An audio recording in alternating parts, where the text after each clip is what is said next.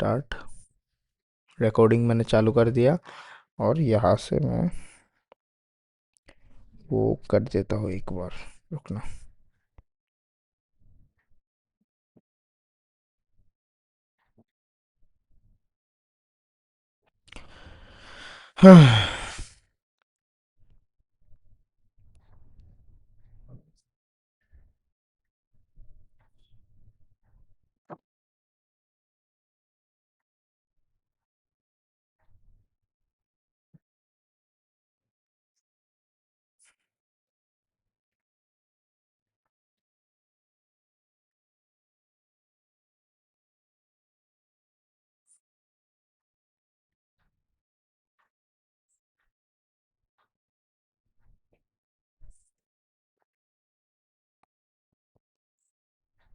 Okay, so we are back.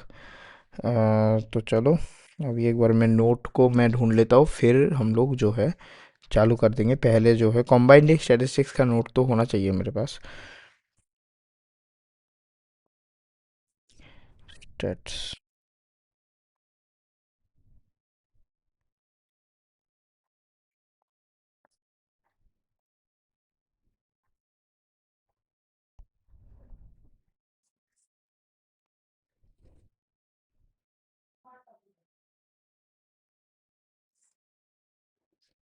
Combined statistics 01 foundation, combined notes, हाँ मिल गया। ठीक है, सो ऑलरेडी चलो हम लोग शुरू करते हैं। It's already been too late, so also से नई डिवाइस ऑडियो नहीं चाहिए। Start broadcast, let's broadcast from here. और ओके, हमारा जो है यहाँ पर से वो आ गया है और हम लोग यहाँ पर इजीली जा सकते हैं। ठीक है, इसको फुल स्क्रीन और हो पाएगा क्या? मैं अगर यहाँ पर रिमूव फ्रॉम कॉल या फिर डोंट वॉच, और गुस्ता जी को अगर डोंट वॉच करूँ, नहीं, और ज़्यादा फुल तो नहीं आ सकता है। ठीक है, ओके, कोई ना। चलो, अभी हम लोग जो है चालू करते हैं। तो देख सकते हो कि यहाँ पर जो है, यहाँ पर हमने स्टैटिस्टिक्स वीक 1 तक जो है पूरा का पूरा कंप्लीट कर लिया था। अभी हम लोग अगर फर्दर जाए, ठीक है, अभी हम लोग अगर फर्दर जाए तो फर्दर आप लोग देख सकते हो कि स्टैटिस्टिक्स वीक 2 में हम लोग पढ़ेंगे कि हम लोग फ्रीक्वेंसी कैसे कर, मतलब कि फ्रीक्वेंसी कैसे हम लोग फाइंड आउट करते हैं। ठीक है, तो यहाँ पर देख सकते हो ये बहुत ही इजी सा टॉपिक है। यहाँ पे देख सकते हो कि West Indies, India, Australia, Pakistan, Sri Lanka. ठीक है, तो यहाँ पर एक अनस्ट्रक्चर्ड डेटा दिया गया है। हम लोगों ने पिछले वाले स्टैटिस्टिक्स वाले क्लास में हम लोगों ने समझा था कि अनस्ट्रक्चर्ड डेटा क्या होता है और स्ट्रक्चर्ड डेटा क्या होता है। ठीक है, तो यहाँ पर एक अनस्ट्रक्चर्ड डेटा दिया गया है, और तो इसको हम लोग स्ट्रक्चर्ड फॉर्मेट में लेकर हम लोग इजीली हर एक एलिमेंट का जो है निकाल सकते हैं फ्रीक्वेंसी। जैसे कि यहाँ पे देख सकते हो वेस्ट इंडीज़ जो है, वेस्ट इंडीज़ यहाँ पे 2 बार है। तो यहाँ पे देख सकते हो वेस्ट इंडीज़ 2 बार है। फिर ऑस्ट्रेलिया जो है वो 5 बार है। ऑस्ट्रेलिया फिर 1 2 3 4 5, ठीक है, ऑस्ट्रेलिया 5 बार है। तो ऐसा करते करते ये भी एक हम लोग जो है सेमी स्ट्रक्चर्ड डेटा भी हम लोग कह सकते हैं। लेकिन हम लोग अगर इसी इसी इंफॉर्मेशन को हम लोग अगर यहाँ पर पुट करें, ठीक है, सॉरी यहाँ पे नहीं, यहाँ पे अगर हम लोग पुट करें एक स्ट्रक्चर, एक टेबुलेटेड फॉर्म में अगर हम लोग पुट कर दे, तो इस केस में जो है, इस केस में ये अ, इस केस में ये वो बन जाता है, एक स्ट्रक्चर्ड डेटा बन जाता है, एक स्ट्रक्चर्ड डेटा बन जाता है। ठीक है, और यहाँ पे देख सकते हो कि हम लोग रिलेटिव फ्रीक्वेंसी कैसे निकालेंगे। रिलेटिव फ्रीक्वेंसी का मतलब मैं पहले मोटा मोटा समझा देता हूँ। रिलेटिव फ्रीक्वेंसी का मतलब होता है frequency upon total number of frequency, total frequency. ठीक है, मुझे पता है कि इजीली अभी तक समझ में नहीं आया होगा, तो क्या कैसे करते हैं मैं अभी अभी आप लोगों को दिखा देता हूँ। तो देख सकते हो फ्रीक्वेंसी ऑफ रिस्पेक्टिव कैटेगरी अपन में टोटल फ्रीक्वेंसी, ठीक है, फ्रीक्वेंसी ऑफ रिस्पेक्टिव कैटेगरी अपन में टोटल फ्रीक्वेंसी। अब बात आता है कि ये तो हुआ मतलब कि डेफिनेशन वाली बात। तो आप लोग हम लोग अभी फर्दर कैसे करेंगे? फर्दर देख सकते हो कि यहाँ पर वो ही टेबल हम लोग यूज़ करेंगे, ठीक है। हम लोग जो है वो ही टेबल यूज़ करेंगे, और यहाँ पे देख सकते हो वेस्ट इंडीज़ जो है इसका फ्रीक्वेंसी 2 है, पाकिस्तान का 1, श्रीलंका का 1, इंडिया का 2, ऑस्ट्रेलिया का 5 और इंग्लैंड का 1। अभी आप लोगों को सोचो कि आप लोगों को बताया गया है कि ऑस्ट्रेलिया का रिलेटिव फ्रीक्वेंसी निकाल के दिखाओ, ठीक है। ऑस्ट्रेलिया का रिलेटिव फ्रीक्वेंसी निकाल के दिखाओ, तब उस केस में आप लोग क्या करोगे? एक सेकेंड, यहाँ पर से जो है मैं मेरा वीडियो कैमरा ऑफ कर देता हूँ, क्योंकि ऑलरेडी यहाँ पर वीडियो कैमरा मौजूद है, ठीक है। ऑलरेडी यहाँ पर मेरा कैमरा जो है वो मौजूद है, तो डबल डबल अगर देखोगे तो तुम लोगों को ही दिक्कत में आएगा। तो ओके, तो यहाँ पर देख सकते हो कि वेस्ट इंडीज जो है वो 2 बार है, पाकिस्तान 1 बार है। तो सोचो कि बताया गया कि ऑस्ट्रेलिया का रिलेटिव फ्रीक्वेंसी निकालो, ठीक है। ऑस्ट्रेलिया का रिलेटिव फ्रीक्वेंसी निकालो, तो उस केस में आप लोग क्या करोगे? तो ऑस्ट्रेलिया का फ्रीक्वेंसी अपॉन में टोटल नंबर ऑफ फ्रीक्वेंसी, ठीक है। जिस भी चीज़ का रिलेटिव फ्रीक्वेंसी निकालने के लिए कहे, तो उस चीज़ का फ्रीक्वेंसी अपॉन में टोटल नंबर ऑफ फ्रीक्वेंसी करोगे तो रिलेटिव फ्रीक्वेंसी जो है वो मिल जाएगा। फिर आते हैं हम लोग चार्ट्स के ऊपर, ठीक है। फिर आते हैं हम लोग चार्ट्स के ऊपर। चार्ट जो है हम लोग 3 टाइप के चार्ट हम लोग पढ़ेंगे, ठीक है, स्टैटिस्टिक 01 में। एक है पाई चार्ट, दूसरा है बार चार्ट और तीसरा है परेटो चार्ट। और पाई चार्ट जो है, पाई चार्ट कुछ ऐसा सा दिखता है, और पाई चार्ट हम लोग यूज़ करते हैं तब जब वो होता है, क्या बोलते हैं इसको, जब हम लोग एक मतलब कि परसेंटेज डेटा, यहाँ पे देख सकते हो कि यहाँ पर जो है परसेंटेज डेटा जो है यहाँ पर शो हो रहा है, ठीक है। जब हम लोग परसेंटेज डेटा शो करने के लिए करने को बोलता है क्वेश्चन, तब हम लोग बाय डिफॉल्ट पाई चार्ट को ही यूज करते हैं। और बार चार्ट में जो है मतलब कि जो डिस्क्रीट वेरिएबल होता है, जो मतलब कि इंटीजर टाइप जो वेरिएबल होता है, ठीक है, एग्जैक्ट वैल्यू जो होता है उसको हम लोग बार चार्ट में शो करते हैं। ऐसा नहीं है कि हम लोग परसेंटेज वैल्यू जो है हम लोग बार चार्ट में शो नहीं कर सकते। हाँ, कर सकते हैं, 100 बार कर सकते हैं, लेकिन जो प्रेफरेबल होता है, यहाँ पर भी देख सकते हो परसेंटेज डेटा जो है बार चार्ट में शो किया गया है, लेकिन प्रेफरेबल जो है वो परसेंटेज डेटा जो है प्रेफरेबल है पाई चार्ट के लिए। परसेंटेज डेटा जो है वो प्रेफरेबल है पाई चार्ट के लिए, और बार चार्ट के लिए जो है वो इंटीजर वाले डेटा जो है मतलब कि एग्जैक्ट वैल्यू जो है वो प्रेफरेबल है, ठीक है। फिर हम लोग आते हैं पेरेटो चार्ट। पेरेटो चार्ट एक स्पेशल टाइप का बार चार्ट होता है, ठीक है। स्पेशल टाइप का बार चार्ट होता है, और यहाँ पर आगे देखोगे। और अब बात होता है कि यहाँ पर स्पेशल टाइप कहाँ से आया। हम लोग पेरेटो चार्ट को जो है आइदर असेंडिंग ऑर्डर में ऐसे दिखा रहा हूँ, ठीक है, आइदर असेंडिंग ऑर्डर और डिसेंडिंग ऑर्डर में हम लोग इसको मतलब कि ऑर्डरेट करते हैं। और यहाँ पे देख सकते हो, यहाँ पे यही चीज़ लिखा गया है कि पाई चार्ट जो है परसेंटेज डाटा को रिप्रेजेंट करने में यूज़फुल है, बार चार्ट जो है वो फ्रीक्वेंसी को रिप्रेजेंट करने में यूज़फुल है, और पैरेटो चार्ट जो है वो special form of bar chart है। In Pareto chart we tabulate the data in either ascending और डिसेंडिंग ऑर्डर, ठीक है। फिर आते हैं हम लोग मतलब कि पाई चार्ट को प्लॉट करते हुए, पाई चार्ट को प्लॉट करते हुए, या फिर क्या बोलते हैं इसको, एक सेकंड में तो भूल जाता हूँ। बार चार्ट को प्लॉट करते हुए क्या चीज़ हमें ध्यान में रखना है, ठीक है। पाई चार्ट को प्लॉट करते हुए या फिर बार चार्ट को प्लॉट करते हुए क्या चीज़ हमें ध्यान में रखना है। एक तो है एरिया प्रिंसिपल को हम लोग वायलेट नहीं कर सकते। अब एरिया प्रिंसिपल क्या है ये हम लोग इन 4 पॉइंट को पढ़ के फिर समझेंगे, ठीक है।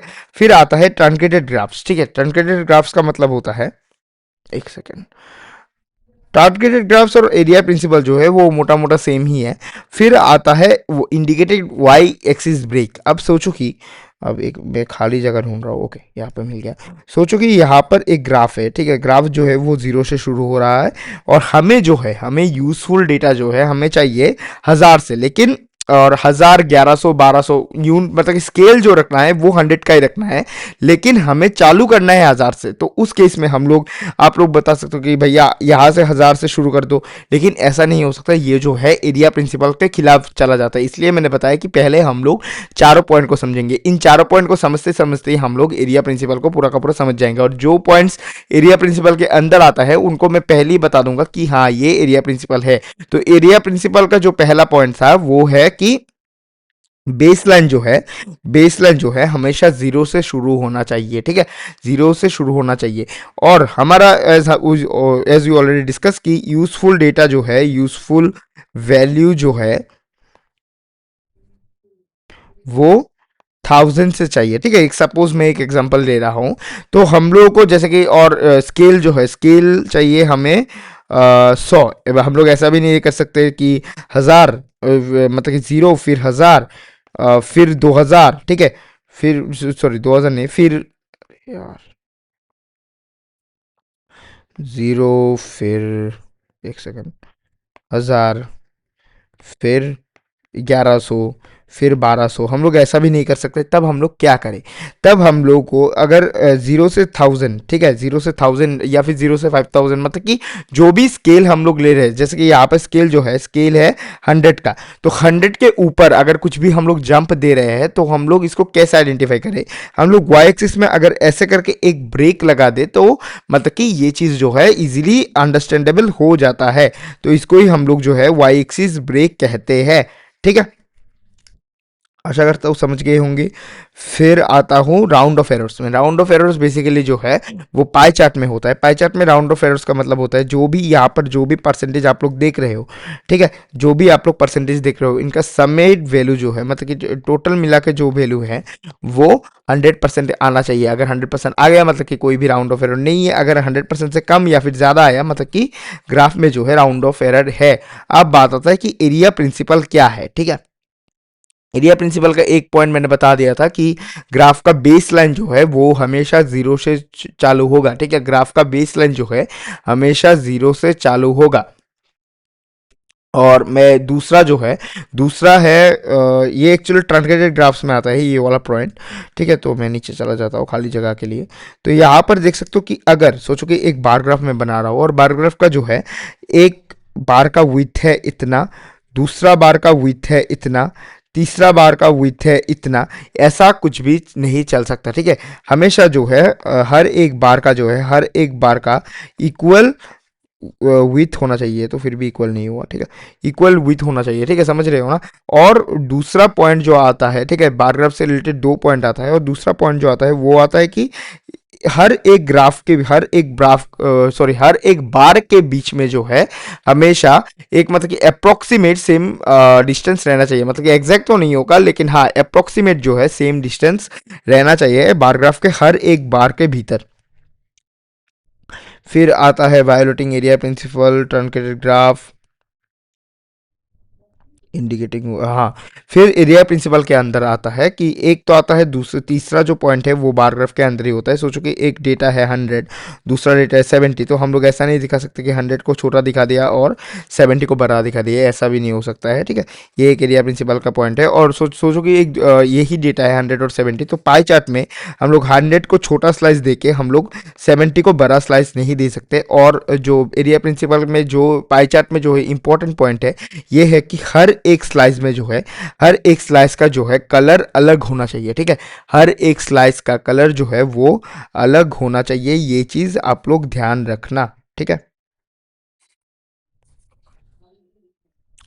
अगर कलर अलग नहीं होगा तो ये जो है एरिया प्रिंसिपल को वायलेट कर देगा। फिर तो यही बात है कि हाँ ये सब नहीं है, हाँ इतना तक हमने पढ़ लिया था, सॉरी इतना तक हमने पढ़ लिया था। फिर आता है कि introduction to mode and median. Mode and median क्या चीज़ है उसका हम लोग इंट्रोडक्शन लेंगे। तो मोड क्या है ये तो हम लोग बचपन से पढ़ रहे हैं कि हाईएस्ट फ्रीक्वेंसी इन डेटा को हम लोग मोड कहते हैं, ठीक है। अब बात आती है कि मोड को कैसे आइडेंटिफाई करें। लॉन्गेस्ट बार इन बार चार्ट का जो भी सबसे बड़ा वाला बार रहेगा उसको हम लोग मोड कह देंगे। पाई चार्ट का जो भी सबसे बड़ा वाला स्लाइस रहेगा रहेगा उसको हम लोग मोड कह देंगे। और last category of Pareto chart, अगर पेरेटो चार्ट अगर असेंडिंग ऑर्डर में हुआ, और first category of Pareto chart अगर पेरेटो चार्ट अगर डिसेंडिंग ऑर्डर में हुआ, ठीक है। फिर आता है मोड। मोड जो है एक्चुअली दो टाइप का होता है, ठीक है, हमने दो टाइप्स में क्लासिफाई किया है फर्दर। एक है बाई मोडल डेटा और दूसरा है मल्टी मोडल डेटा, ठीक है। और बाई मॉडल डेटा मतलब कि एक ही डेटा सेट में दो दो मोड होना, ठीक है, दो दो मोड होना। और मल्टी मॉडल डेटा का मतलब है दो से ज़्यादा मोड होना, ठीक है, दो से ज़्यादा मोड होना। तो इसको ये चीज़ ध्यान में रखना है, ये चीज़ को। फिर आते हैं हम लोग मीडियन पे। मीडियन जो है मिडिल वैल्यू ऑफ डेटा होता है, डेटा सेट का जो मिडिल वैल्यू होता है इसको हम लोग मीडियन कहते हैं। First arrange the data in either ascending और डिसेंडिंग ऑर्डर, ठीक है, पहले जो है डेटा को आइदर असेंडिंग ऑर्डर में अरेंज करो या फिर डिसेंडिंग ऑर्डर में अरेंज करो, लेकिन मेरा मानो तो always arrange in ascending order. अब बताओगे कि भैया क्यों? क्योंकि परसेंटाइल, ठीक है, परसेंटाइल, फिर स्टेम एंड लीफ, ठीक है, परसेंटाइल, स्टेम, लीफ, और भी बहुत सारे वो है। एक तो आता है क्या, कोवेरियंस के टाइम पे भी शायद से वो करना पड़ता है, ठीक है। तो बहुत सारे टर्म्स आता है जहाँ पर आप लोगों को जो है असेंडिंग ऑर्डर में ही चीज़ों को जो है सॉर्ट करना पड़ेगा, असेंडिंग ऑर्डर पे ही फॉर्मुलेट करना पड़ेगा। तो उस केस में आपको जो है कन्फ्यूजन आ सकता है कि मीडियन पे डिसेंडिंग था या फिर परसेंटाइल पे डिसेंडिंग था। अगर परसेंटाइल और स्टेम लीफ वाले में आपने डिसेंडिंग में रखा तब जो है बहुत ज़्यादा मतलब कि वो आपका आंसर जो है वो गलत हो जाएगा। तो इसलिए मीडियन को भी अगर आपने असेंडिंग पे रख दिया तब जो है ये आपका ही भलाई है, आपका जो है कन्फ्यूजन जो है वो सृष्ट नहीं होगा, ठीक है। फिर आता है कि मीडियन कैसे निकाले, अगर नंबर ऑफ टर्म्स अगर इवन है तो हम लोग n/2 and n/2 plus वंथ term का, ठीक है, n/2 प्लस में n/2 प्लस वंथ टर्म का हम लोग वो करना पड़ेगा, क्या बोलते हैं इसको, एवरेज निकालना पड़ेगा। और अगर नंबर ऑफ टर्म्स अगर ऑड है तो n+1 अपॉन में टूथ टर्म ही हो जाएगा इसका मीडियन, ठीक है। तो इतना ही था वीक 2 में, वीक 2 का इतना ही था। लेकिन हाँ, अभी तक आप लोगों का जो है क्लास खत्म नहीं हुआ है, ठीक है। अभी से जो है इंपॉर्टेंट टॉपिक मिल जाएगा, तो ये आपके ऊपर है, मैं आपके ऊपर एक चीज़ में छोड़ रहा हूँ, ठीक है। पहले तो यहाँ से ये वाला चीज़ मैं डिलीट कर देता हूँ। मैं आपके ऊपर एक वाला चीज़ छोड़ रहा हूँ कि वीक टू कंप्लीट, ठीक है, वीक टू जो है वो कंप्लीट हो चुका है।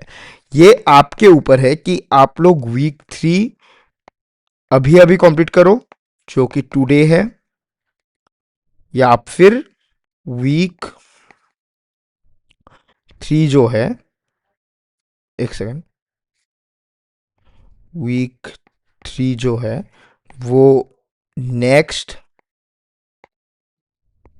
स्टेट्स क्लास में कंप्लीट करो, ठीक है, नेक्स्ट टेस्ट क्लास में कंप्लीट करो। और पहले वीक 1 और 2 का क्वेश्चंस करके, ठीक है, क्वेश्चंस करके, ये आपके ऊपर है। आप लोग अभी क्या करना चाहते हो जल्दी से जल्दी मेरे को लाइव चैट बॉक्स में बताओ, ठीक है। आज ही वीक 3 में चालू कर दूं तो हम लोग वीक 4 के साथ, या फिर एक अलग से जो आपका डाउट सेशन रखा था उसमें हम लोग वीक 1 2 3 का एक साथ में क्वेश्चंस करेंगे। और अगर आप वीक 3 को जो है नेक्स्ट स्टेट्स क्लास में शिफ्ट करना चाहते हो तो पहले हम लोग उसी स्टेट्स क्लास में पहले हम लोग वीक 1 और 2 का क्वेश्चंस करेंगे, फिर हम लोग वीक 3 के ऊपर हम लोग मूव ऑन कर जाएंगे।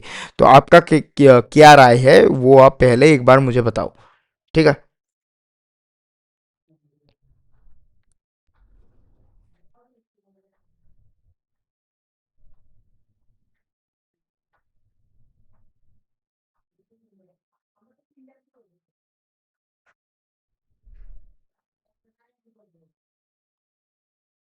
ओके, गुस्ता जी ने लिखा है कि नेक्स्ट टेस्ट क्लास, मतलब कि नेक्स्ट टेस्ट क्लास में वो कराओ। और रेडी कंटिन्यू करेंगे का मतलब क्या है, मतलब कि आज ही वीक 3 कर लोगे,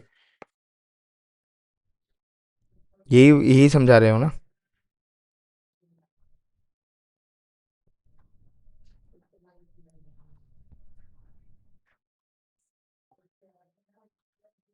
हाँ करेंगे भैया वीक 3, ओके।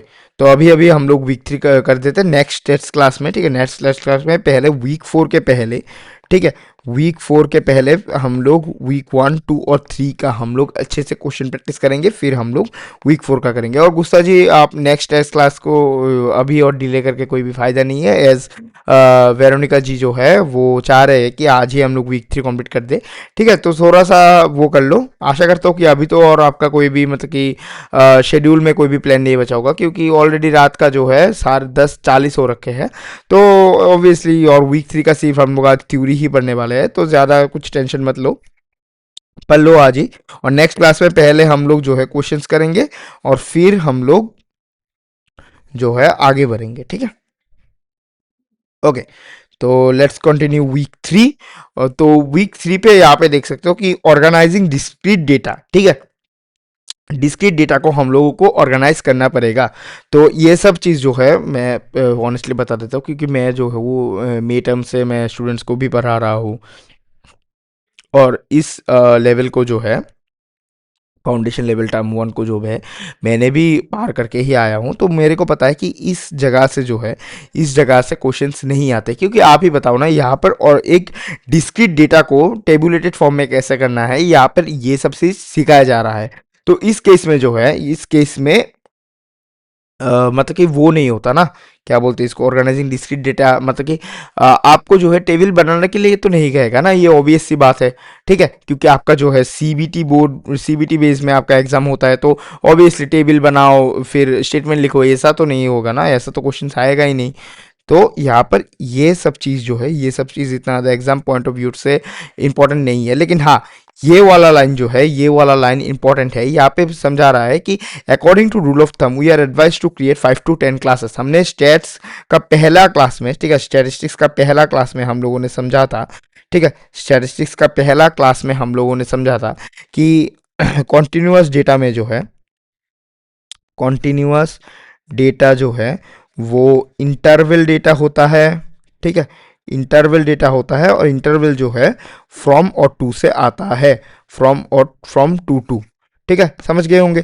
तो अब आप लोग क्वेश्चन कर सकते हो कि भैया हम लोग इंटरवल जो है कितना कितना ले, 0 to 100 ले सकते हैं क्या, 0 to 1000 ले सकते हैं क्या, या फिर 0 to 5, 0 to 10, हम लोग कैसे हम लोग इंटरवल ले। देखो, इंटरवल लेने का तो ऐसा कोई भी फिक्स्ड रूल नहीं है जो रूल एकदम डाई हार्ड ही फॉलो किया जाए, ठीक है, ऐसा कोई भी मतलब कि चीज़ नहीं है। लेकिन एक रूल ऑफ थंब बोल के एक चीज़ है, ठीक है, एक रूल ऑफ थंब बोल के एक चीज़ है, जिसमें बताया गया है कि ऑलवेज जो है इंटरवल 5 to 20 के बीच में ही लेना, मतलब कि 0 to 5 भी इसमें एप्लीकेबल है, 0 to 1 भी इसमें एप्लीकेबल है, 0 to 10 भी इसमें एप्लीकेबल है, और अप टू 0 to 20 भी इसमें एप्लीकेबल है। लेकिन रूल ऑफ थंब में 0 to 25 एंड एवव इसमें एप्लीकेबल जो है वो नहीं है। तो ये चीज़ ध्यान में रखना है। ऐसा तो नहीं है कि रूल ऑफ थंब को जो है मानना एकदम इंपॉर्टेंट ही इंपॉर्टेंट है, लेकिन हाँ, इसको अगर ध्यान में रखोगे तो ऐसा नहीं हो सकता कि कोई भी क्वेश्चन लाइफ में भी, मैं सिर्फ आईआईटीएम का बात नहीं कर रहा हूँ, लाइफ में भी कोई भी क्वेश्चन आपका मतलब कि क्या बोलते हैं इसको, मार्क्स ना दे फैकल्टी, ठीक है। फिर हम लोग आते हैं ईच ऑब्जर्वेशन, हाँ ये तो पता ही है। अब आता है कि आर्बिट्री एग्जांपल ऑफ क्लास। सोचो कि एक जो है क्लास का मैंने एक आर्बिट्री एग्जांपल ले लिया, ठीक है। यहाँ पर ही मैं फिर से लिख कर दोबारा समझा देता हूँ। तो यहाँ पर एक एग्जांपल दिया गया है जो कि है 20, 30। एक चीज़ ध्यान से देखना कि क्लास का मैंने आप लोगों को मतलब कि आसानी से समझाने के लिए मैंने दो ब्रैकेट्स का यूज़ किया। पहला वाला 20 के साथ जो है मैंने क्लोज ब्रैकेट का यूज़ किया, और 30 के साथ जो है मैंने एक ओपन ब्रैकेट का यूज़ किया। तो एक चीज़ ध्यान में रखना, ठीक है, एक चीज़ ध्यान में रखना, एक इंटरवल में, एक इंटरवल में, एक सेकंड इसको थोड़ा सा जूम आउट कर लेता हूँ फिर लिखता हूँ। एक इंटरवल में हमेशा, एक इंटरवल में हमेशा पहला वाला, ठीक है, या फिर हम लोग इसको लोअर क्लास लिमिट भी कह सकते हैं, ठीक है। इसको हम लोग लोअर क्लास लिमिट कहते हैं, और इसको हम लोग अपर क्लास या फिर हायर क्लास लिमिट कहते हैं। तो इसको हम लोग अपर क्लास, एक सेकेंड, अपर क्लास लिमिट कह सकते हैं, ठीक है। एक इंटरवल में लोअर क्लास, हमेशा लोअर क्लास लिमिट जो है, लोअर क्लास लिमिट इंक्लूडेड रहता है, रहता है, लेकिन आई अपर क्लास लिमिट जो है वो इंक्लूडेड नहीं रहता। ये चीज़ आपको ध्यान में रखना पड़ेगा। जैसे क्या, अगर हम लोग इस इंटरवल का हम लोग अगर बात करें, ठीक है, हम लोग अगर इस इंटरवल का अगर हम लोग बात करें, तो इस इंटरवल का एक्चुअल का मतलब है 20 to 29, क्योंकि 30 जो है इस इंटरवल में इंक्लूडेड नहीं रह सकता है। ये चीज़ को आपको ध्यान में रखना पड़ेगा, ठीक है। 30 जो है इस इंटरवल में इंक्लूडेड नहीं रह सकता है। तो ये हमने जो लिखा था 20 to 30, ठीक है। तो यहाँ पर जो है, यहाँ पर इसको मैंने बता दिया कि इसको हम लोग लोअर क्लास लिमिट कहते हैं और इसको हम लोग अपर क्लास लिमिट कहते हैं। तो हम लोग अगर क्लास का विथ निकालना चाहे, ठीक है, क्लास विथ निकालना चाहे, तब कुछ नहीं, अपर क्लास लिमिट माइनस में लोअर क्लास लिमिट कर दो तो हमारा जो है क्लास विथ निकल जाएगा। और हमको अगर क्लास मार्क निकालना चाहिए, ठीक है, क्लास मार्क, जिसको हम लोग सॉरी, जिसको हम लोग एवरेज भी कह सकते हैं या फिर मिड पॉइंट भी कह सकते हैं, ठीक है। तो इसको निकालने के लिए अगर एवरेज का बात आ जाए तो आप लोग तो समझ ही गए होंगे, एवरेज का मतलब जो है वो मीन होता है। तो अपर, एक second sorry, upper class limit plus में लोअर क्लास लिमिट अपॉन में 2 अगर आप लोग कर दोगे, मतलब कि एवरेज निकाल दोगे, तो इस केस में जो है एवरेज आ जाएगा 20 प्लस 30 अपॉन में 2, जो कि 25 इसका एवरेज आ जाएगा। 25 ही देख सकते हो कि इसका मिड मिड पॉइंट है, कि एस क्लास विथ जो है वो 10 है, तो इसका मिड पॉइंट ऑब्वियसली 5 ही होएगा। तो अगर हम लोग 20 प्लस 5 करें तो ऑब्वियसली ये 25 ही आता है, ठीक है। तो इतना तो आशा करता हूँ कि समझ आ ही गया होगा। तो चलो हम लोग अभी आगे बढ़ते हैं।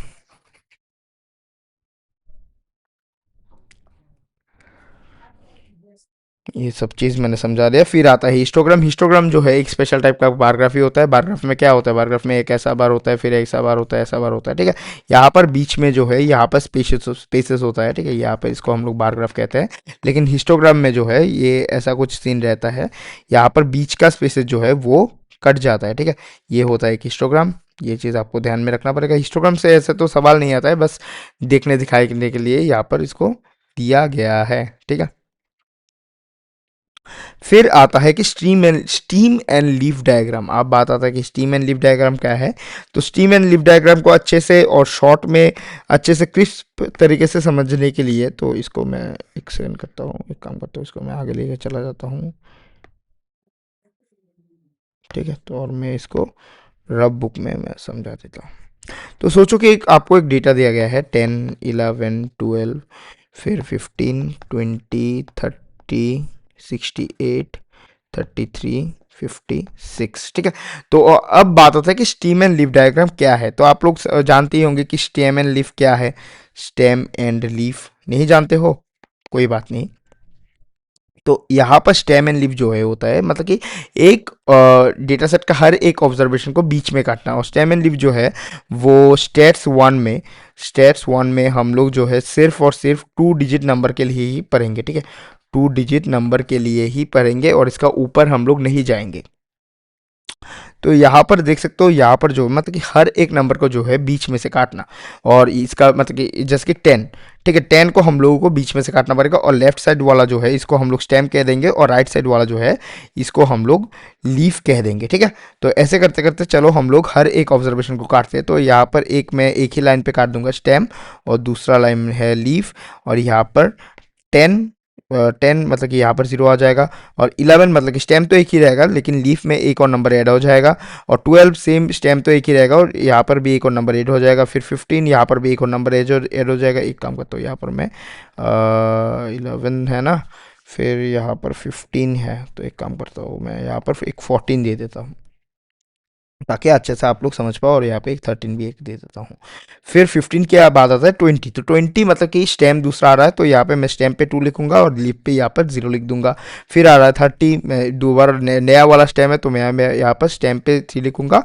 और लीफ में जो है वो मैं 0 कर दूंगा। तो एक काम करता हूँ, हाँ हो गया, नहीं काम नहीं करना पड़ेगा, ठीक है।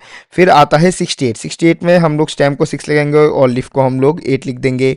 और फिर आएगा 33। 33 में देख सकते हो स्टेम जो है 3 ऑलरेडी एग्जिस्ट करता है, तो हम लोग 3 के ऊपर ही हम लोग लिफ में जस्ट यहाँ पर एक 3 लिख देंगे। फिर आता है 56। 56 का 5 कोई भी स्टेम एग्जिस्ट नहीं करता, तो इसलिए हम लोग 5 यहाँ पे लिखेंगे और 6 जो है यहाँ पर लिफ वाले पार्ट में पुट कर देंगे। फिर आता है 14। 14 जो है स्टेम 1 ऑलरेडी एग्जिस्ट करता है, तो यहाँ पे हम लोग 4 लिख देंगे। और यहाँ पर देख सकते हो, यहाँ पर जो है यहाँ पर 3 लिखा आया गया है, ठीक है। तो 1 यहाँ पर दोबारा 3, जो कि 13 बन जाएगा। तो पहला जो है स्टेम एंड लीफ को अच्छे से प्लॉट करने के लिए, इतना तो क्वेश्चन तो नहीं आता, लेकिन हाँ एक क्वेश्चन आएगा ही आएगा आपको, ठीक है। मिनिमम 4 मार्क्स का, मैक्सिमम शायद से 7 मार्क्स का आता है, तो एक क्वेश्चन अगर देखोगे तो बहुत ज़्यादा आपका मार्क्स जो है वो बूस्ट हो जाएगा। ठीक है, तो यहाँ पर देख सकते हो कि स्टेम लीफ, तो पहला तो ये है कि पहले तो स्टेम और लीफ आइडेंटिफाई करो। ठीक है, दूसरा जो है, दूसरा है कि स्टेम को असेंडिंग ऑर्डर में लगाओ। ठीक है, असेंडिंग ऑर्डर में लगाओ। और इस कारण सिर्फ इसी कारण जो है मैंने आप लोगों को बताया कि मीडियन के टाइम पे भी असेंडिंग ऑर्डर पे लगाओ, वरना जो है आपको बहुत ज़्यादा दिक्कत आएगा। ठीक है, असेंडिंग ऑर्डर में लगाओ। ठीक है, तो एक सेकंड। तो यहाँ पर देख सकते हो कि स्टेम को असेंडिंग ऑर्डर में लगाओ। तो हम लोग अभी अगर स्टेम को असेंडिंग ऑर्डर में लगाना चाहे तो 1, फिर 2, फिर 3, और यहाँ पे 6 और 5 है, तो यहाँ पे 5 और 6 आ जाएगा।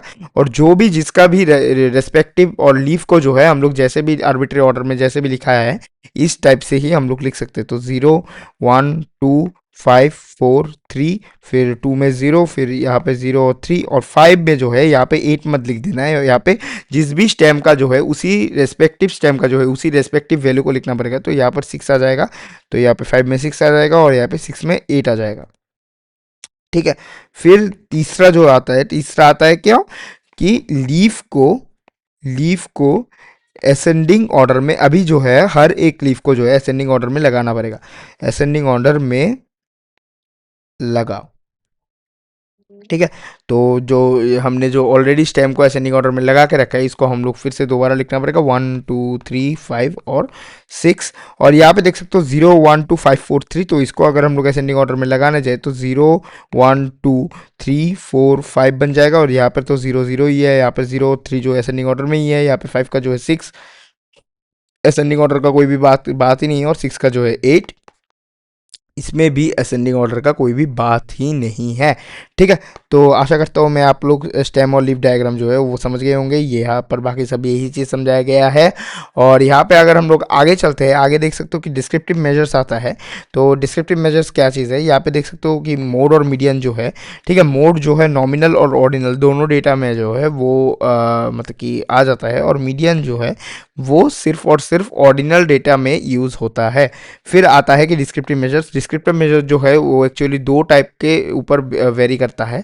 एक है मेजर्स ऑफ सेंट्रल टेंडेंसी, और तीसरा है मेजर्स ऑफ डिस्पर्शन। ठीक है, मेजर्स ऑफ सेंट्रल टेंडेंसी और मेजर्स ऑफ डिस्पर्शन। अब आप लोग बताओगे कि भैया ये चीज़ क्या है, ये चीज़ अगर तुम लोग आगे आगे देखोगे तो आपको जो है अच्छे से पता चलेगा। ठीक है, मेजर्स ऑफ सेंट्रल टेंडेंसी में आता है मीन, मीडियन और मोड। ठीक है, मीन, मीडियन और मोड, इनमें से जो है मीन जो है सबसे ज़्यादा यूज़ किया जाता है। और मीन का हमें पता है, मीन जो है एक्चुअली एवरेज निकालने को ही कहते हैं। ठीक है, मीन जो है एक्चुअली एवरेज निकालने को ही कहते हैं। तो एवरेज कैसे निकालते हैं, sum of all the observations upon में टोटल नंबर ऑफ ऑब्जर्वेशंस, यही से हम लोग मीन निकाल सकते हैं। तो मीन जो है एक्चुअली दो टाइप्स में वो वेरी करता है। वो एक होता है पॉपुलेशन मीन, और दूसरा है सैंपल मीन। ठीक है, अब बात आता है, मैं पहले ही यहाँ पे लिख लिख के मैं समझा देता हूँ, ताकि आप लोगों को मतलब कि मेरे को भी जल्दी हो जाए और आप लोगों को भी अच्छे से समझ में आ जाए। ठीक है, टाइम कंज्यूमिंग और फिजिबल प्रोसेस ये वाला जो है वो बन जाए। तो यहाँ पर देख सकते हो कि यहाँ पर जो है, यहाँ पर मीन, मीन जो है वो एक्चुअली ये तो हमें पता है कि सोचो कि हम लोग पॉपुलेशन के बारे में बात करें। पॉपुलेशन, एक सेकेंड, स्पेलिंग गलत लिख दिया, पॉपुलेशन मीन। ठीक है, तो पॉपुलेशन मीन में आप लोग देख सकते हो कि पॉपुलेशन मीन में आप लोग देख सकते हो कि यहाँ पर जो है सिर्फ और सिर्फ मैं मीन, मीडियन और मोड के बारे में बात कर रहा हूँ। तो इस केस में जो है, इस केस में यहाँ पर मीन, मीडियन और मोड में यहाँ पर जो है क्या बोलते हैं इसको, पॉपुलेशन और पॉपुलेशन मीन और सैंपल मीन। सैंपल मीन का जो है वो, अरे यार, सैंपल मीन का जो है वो मतलब एक रहता है। ठीक है, मतलब जो है वो सेम रहता है, लेकिन मतलब तो सेम रहता है, लेकिन लेकिन लेकिन यहाँ पे नोटेशन जो है वो अलग अलग बन जाता है, ठीक है, अलग अलग बन जाता है। तो इस केस में यहाँ पर जो है सैंपल मीन का नोटेशन जो है वो n-1 बन जाता है, ठीक है। और population sorry sorry sorry sorry sorry sample mean का जो नोटेशन है वो नंबर ऑफ टर्न्स का छोटका n बन जाता है, और पॉपुलेशन मीन का वो बड़का n बन जाता है। और ये जो है वो मीन मीडियन मोड तीनों के लिए ही सेम है। और मीन कैसे निकालते हैं वो तो हमें पता है। सोचो कि एक मतलब कि एक डेटा वाला एक टेबल दिया गया है, फ्रीक्वेंसी, यहाँ पे सोचो कि एक फ्रीक्वेंसी है, यहाँ पे डेटा है, और यहाँ पे सोचो कि यहाँ पे टाली मार्क है, ठीक है, टाली मार्क है, या फिर आरएफ है, ठीक है, कुछ भी हो सकता है, यहाँ पे आरएफ है। तो सोचो कि यहाँ पे एक डिस्क्रीट डेटा का, ठीक है, एक डिस्क्रीट डेटा का टेबल दिया गया है और बताया गया है कि इससे मीन निकालो, ठीक है, मीन निकालो। तो कैसे निकालोगे? तो इससे इस टेबल से मीन निकालने का जो फॉर्मूला होता है ये होता है मीन इक्वल्स मीन एक्स बार, हम लोग ऐसे डिनोट करते हैं। और यहाँ पर जो है summation of F I x I upon में समेशन ऑफ एफ आई बन जाता है। अब बात आता है कि भैया एफ आई एक्स आई क्या है, आप लोग तो हमेशा मतलब कि मीन एवरेज ये सब करके पढ़ाए हो। अब एफ आई एक्स आई वाला क्या चीज़ है? एफ आई जो है हम लोग फ्रीक्वेंसी वाले टेबल को जो है हम लोग एफ आई पकड़ेंगे, और डेटा वाले टेबल को जो है हम लोगों ने एक्स आई पकड़ा, ठीक है। तो इस केस में पहले हम लोग एफ आई और एक्स आई इन दोनों को हम लोग मल्टीप्लाई करेंगे, और सभी को मल्टीप्लाई करके इनका समेशन करेंगे, अपॉन में जाके इनका एफ आई कर देंगे, ठीक है। अपॉन में हर एक फ्रीक्वेंसी का जो टोटल नंबर ऑफ फ्रीक्वेंसी है उससे हम लोग अगर डिवाइड कर दे तो जो है ऐसे करके मीन आ जाता है। और या अगर यहाँ पे डेटा की जगह, यहाँ पे अगर डेटा की जगह इंटरवल आ जाए, ठीक है, इंटरवल आ जाए, तब उस केस में तो जैसे कि यहाँ पे 20 to 30 है, और यहाँ पर जो है फ्रीक्वेंसी इसका 6 है, तो हम लोग 20 to 30 में किससे हम लोग मल्टीप्लाई करें जो कि हम लोग निकाल सकते हैं। तो इस केस में यहाँ पे और एक जो है बीच में एक आता है जो कि आता है मिड पॉइंट, ठीक है। मिड पॉइंट कैसे निकालते हैं वो हमें पता है, मतलब कि हर एक इंटरवल का जो है वो मिड पॉइंट निकालना पड़ेगा। और for the case of continuous data formula जो है वो सेम ही रहता है, बस यहाँ पे एक्स आई की जगह यहाँ पे एम आई बन जाता है, ठीक है, एक्स आई की जगह यहाँ पर एम आई आ जाता है, ठीक है। बाकी कुछ जो है वो सेम ही रहता है, ठीक है। यहाँ पे यही चीज़ समझाया गया है। और मैं एक चीज़ मैं यहाँ पे मैं समझा देता हूँ एक ही बार में। मीन, मीडियन और मोड, इन तीनों चीज़ों के लिए, ठीक है, मीन मीडियन और मोड, इन तीनों चीज़ों के लिए पर एक चीज़ मैं देख लेता हूँ, नहीं ठीक है, इन तीनों चीज़ों के लिए जो है हमेशा एक चीज़ ध्यान में रखना कि सोचो कि एक डेटा है, ठीक है, 20 30 40 50, और इसका मीन जो है दिया गया है 6, ठीक है। ये आर्बिट्री डेटा है, मैं पहले ही बता रहा हूँ, इससे वास्तविकता से कोई भी लेना देना नहीं है इस वाले डेटा का। सिर्फ आप लोगों को समझाने के लिए मैं ये वाला डेटा का मैं यूज़ कर रहा हूँ। सोचो कि यहाँ पे बताया गया है कि हर एक ऑब्जर्वेशन में, मैं एक बार लिख देता हूँ, हर एक ऑब्जर्वेशन में, ठीक है, हर एक ऑब्जर्वेशन, ये चीज आपको ध्यान में रखना पड़ेगा।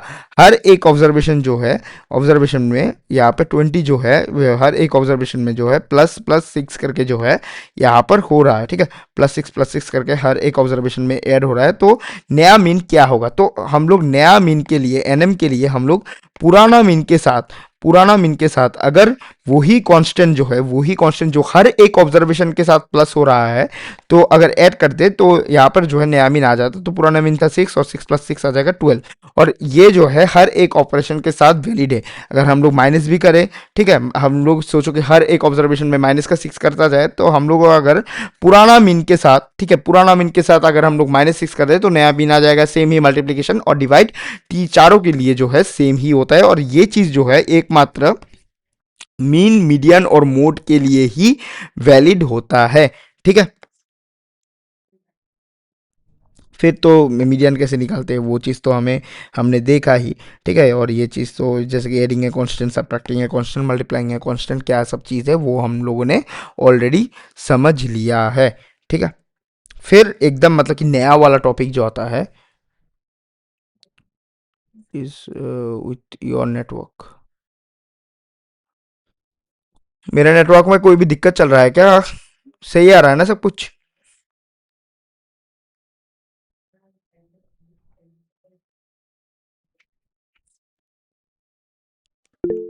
हाँ हाँ, सही है।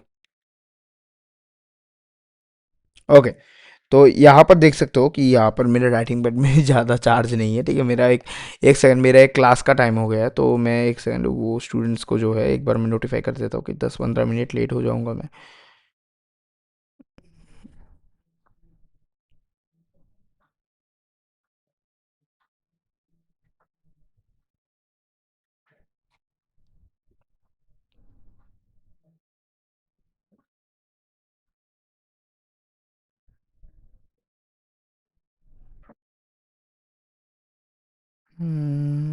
एक सेकंड, हाँ।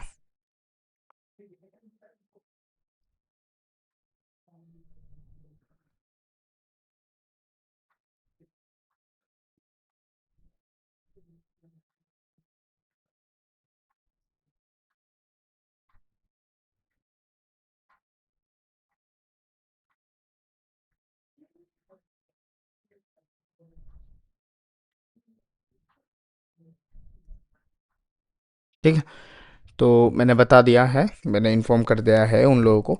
ठीक है, तो यहाँ पे देख सकते हो मेजर्स ऑफ डिस्पर्शन। तो बात आता है कि मेजर्स ऑफ डिस्पर्शन में क्या क्या चीज़ आता है। जो मीन मीडियन मोड है वो मेजर्स ऑफ सेंट्रल टेंडेंसी के ऊपर आता है। तो मेजर्स ऑफ डिस्पर्शन में क्या क्या चीज़ आता है, एक है स्टैंडर्ड डिविएशन, दूसरा है रेंज, तीसरा इंटर क्वार्टर रेंज, और चौथा है वेरियंस। तो पहले हम लोग रेंज पढ़ेंगे। रेंज क्या है, रेंज हम लोग जो है इंटरवल वाले में भी देखे थे, जो हम लोग क्लास विथ हम लोग देखे थे, मतलब कि क्या बोलते हैं इसको, हायर वैल्यू और माइनस में लोअर वैल्यू। तो यहाँ पे देख सकते हो रेंज जो है वो मैक्सिमम वैल्यू और माइनस में मिनिमम वैल्यू बन जाता है। ठीक है, यहाँ पर देख सकते हो कि यहाँ पर जो है वेरिएंस अगर आ जाता है तो यहाँ पे पहले आता है पॉपुलेशन वेरिएंस और सैंपल वेरिएंस। ठीक है, तो वेरिएंस का फॉर्मूला के बारे में हम लोग थोड़ी देर बाद बात करेंगे। तो यहाँ पे पहले आता है कि वेरिएंस और स्टैंडर्ड डेविएशन, स्टैंडर्ड डेविएशन में जो है, और तीसरा जो है एंड एंड बाकी का सब। ठीक है, मैं ऐसे लिख देता हूँ, बाकी का सब में सैंपल और पॉपुलेशन, इन दोनों का जो है, सैंपल और पॉपुलेशन इन दोनों का जो है, अगर यहाँ पर अपडेट क्यों नहीं हो रहा है भाई, हो जा भाई। 3% में आ गया इसलिए अपडेट नहीं हो रहा है क्या?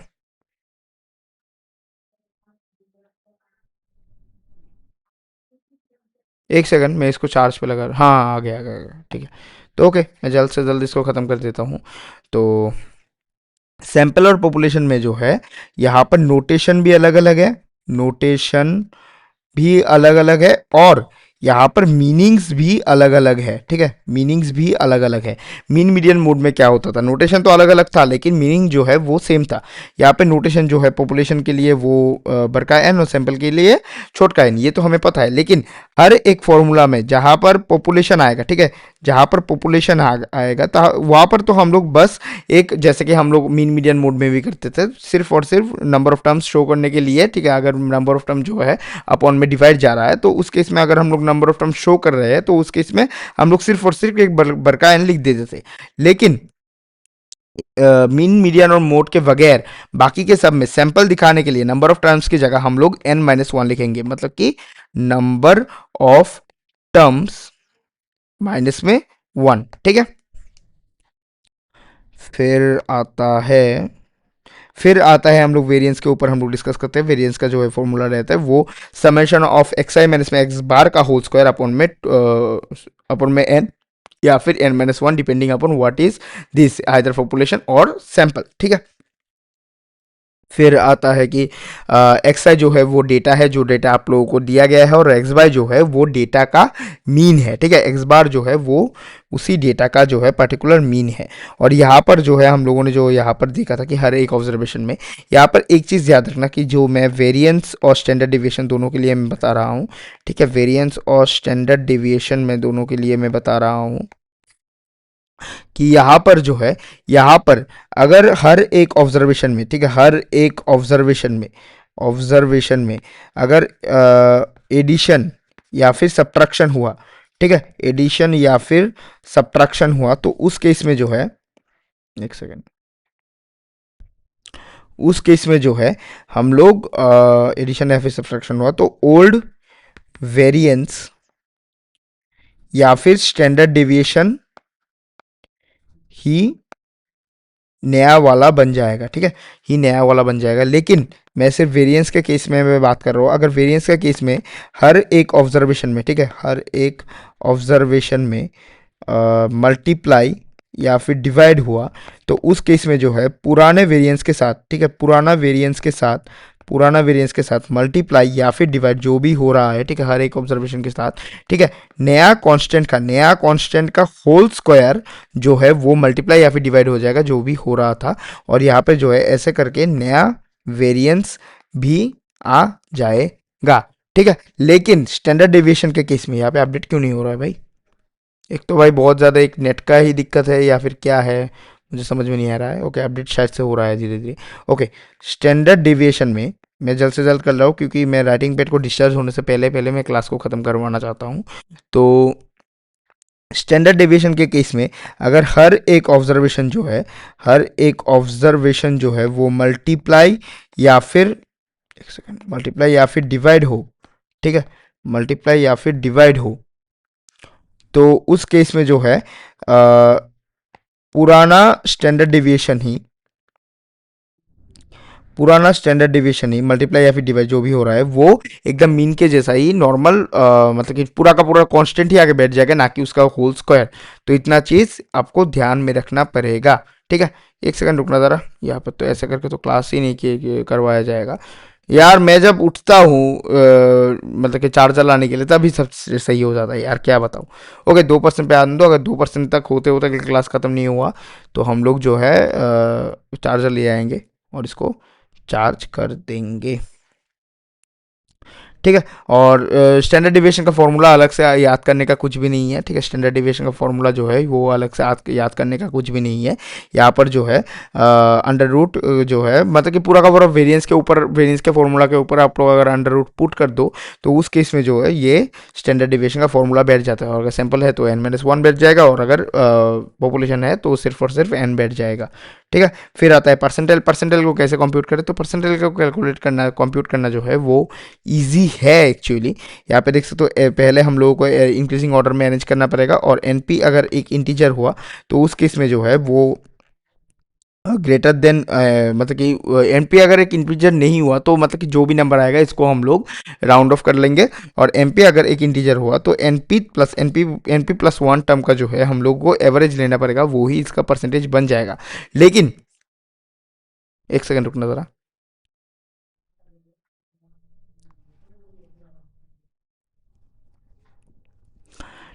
लेकिन मैं जो बता रहा था, लेकिन परसेंटाइल निकालने के लिए हम लोग जो है एक इजी फॉर्मूला यूज़ करेंगे जो कि है n+p जो है वो परसेंटाइल है, और n+1 अपॉन में 100 इंटू के। n जो है नंबर ऑफ टर्म्स है, 1 और 100 तो कांस्टेंट ही है, और k है कि जितना परसेंटाइल निकालने के लिए बोला गया है क्वेश्चन में उतना यहाँ पर पुट करने के लिए, ठीक है।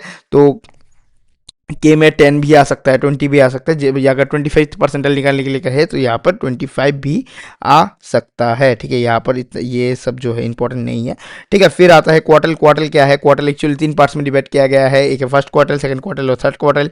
फर्स्ट क्वार्टल मतलब कि 25 परसेंटाइल, सेकंड क्वार्टल मतलब कि 50 परसेंटाइल, और 50 परसेंटाइल एक चीज़ ध्यान रखना कि 15 परसेंटाइल जो है वो उसी डेटा सेट का जो है वो मीडियन होता है, और थर्ड क्वार्टल में 75 परसेंटाइल आता है। अब बात आता है कि 5 नंबर समरी क्या होता है। 5 नंबर समरी में एक्चुअली ऑब्वियसली भाई यहाँ से नाम से पता लग रहा है कि 5 नंबर समरी में 5 चीज़ें होंगी यहाँ पे। मिनिमम, फिर Q1 Q2 Q3 और मैक्सिमम। मिनिमम जो है वो 0 परसेंटाइल होता है। परसेंटाइल का फॉर्मूला प्लीज़, परसेंटाइल का फॉर्मूला जो है वो ये वाला होता है, ठीक है। P इक्वल्स n+1 अपॉन में 100 इंटू में k, और k जो है वो गिवन डेटा होता है क्वेश्चन में। सोचो कि क्वेश्चन में बताया गया है कि 10th परसेंटाइल निकालो, तो यहाँ पे k में हम लोग 10 लिखेंगे। क्वेश्चन में बताया गया है कि 15 परसेंटाइल निकालो, तो हम लोग k में 15 लिखेंगे, ठीक है। ओके, तो यहाँ पर जो है वो ओके, मिनिमम जो है 5 नंबर समरी में 5 नंबर आता है। मिनिमम Q1 Q2 Q3 और मैक्सिमम। मिनिमम जो है मिनिमम एक्चुअली होता है 0th परसेंटाइल, Q1 होता है फर्स्ट क्वार्टर मतलब कि 25th परसेंटाइल, Q2 होता है सेकंड क्वार्टर मतलब कि 50th परसेंटाइल या फिर मीडियन भी आप लोग कह सकते हो, Q3 होता है थर्ड क्वार्टर या फिर यानी कि 75th परसेंटाइल, और Q5 सॉरी मैक्सिमम होता है 100 मतलब कि फुल मतलब कि 100 परसेंटाइल, ठीक है। फिर आता है इंटर क्वार्टल रेंज। हम लोग जो है अभी तक क्वार्टल के बारे में बात कर रहे थे, तो क्वार्टल एक्चुअली 3 पार्ट्स में है। अभी हम लोग अगर इंटर क्वार्टल के बारे में बात करें, इंटर क्वार्टल रेंज, तो inter I Q R, inter quartile range को हम लोग आई क्यू आर भी कह सकते हैं।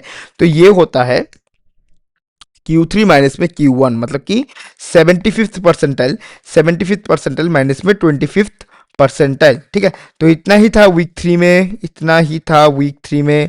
आशा करता हूँ सब कुछ समझ में आया होगा। अगर कुछ भी डाउट है तो मुझे बता सकते हो, वरना हम लोग क्लास को यहाँ पर ही एंड करते हैं। ठीक है, रिवाइज शेड्यूल जो है आप लोगों को मिल जाएगा कि नया कुछ क्या कुछ क्लासेस होंगे, तो रिवाइज शेड्यूल जो है आप लोगों को मिल जाएंगे।